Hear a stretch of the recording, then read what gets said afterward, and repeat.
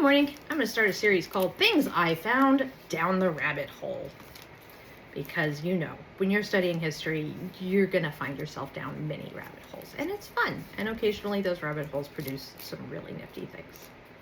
Today's rabbit hole comes to you courtesy of Mr. Harry Huston, who was the commander of Charlie Battery, 189th Field Artillery Battalion before World War II, before the activation of the 45th Infantry Artillery, and before my great-grandfather. And this is a V-mail that he wrote to my great-grandfather shortly after Grandpa had landed in Sicily.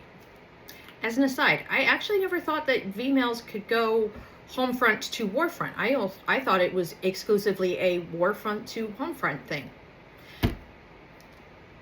Today I learned. But, so I'd actually been curious. Harry Huston's been mentioned in my great-grandfather's letters before, and so I was curious, why wasn't he the commander when the 189th was called up? Well, I figured it had to be a fairly simple explanation, and it was likely due to his age, and so I went and looked him up on Ancestry, and lo and behold, yes, the man was approximately 57, 58 in 1940 when the 189th was called up with the 45th Infantry Brigade. Pretty good reason why he wouldn't have gone with them. So as I'm doing this, though, I scroll down. I'm on Ancestry.com. It's one of the easiest ways for me to find information if I have their first and last names and approximately where they might have lived when. Pretty good source of information. And just for fun, I'm scrolling down and reading, and it looks like the gentleman was a teacher for many years, and he is in the 1930 Blackwell High School. And he has this absolutely fabulous quote that I found.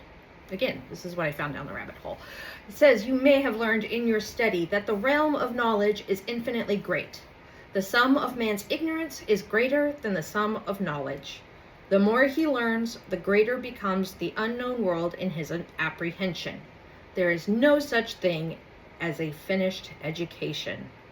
At this time, with all of our progress, we stand on the mount of observation, looking away toward a limitless prospect of life."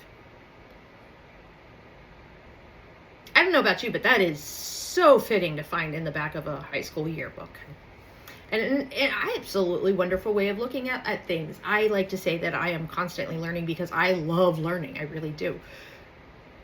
So I agree, 100%. There's no such thing as a finished education.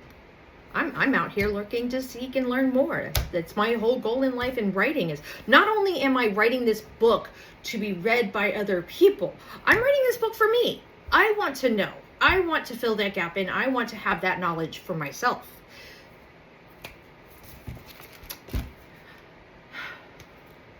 Back to the letter. I did want to read this. He writes about how there are more men being drafted, and he's going to be joined, Grandpa will be joined by lots of people soon, and tells him not to worry about his wife and daughter. He checks in on them regularly. And he ends with, "If you only had one shell full of stuff Neuberger used to cook, you'd have 'em fixed." Kind of makes me wonder what kind of chemistry Neuberger was cooking up there in Blackwell, Oklahoma back in the 1920s, 30s.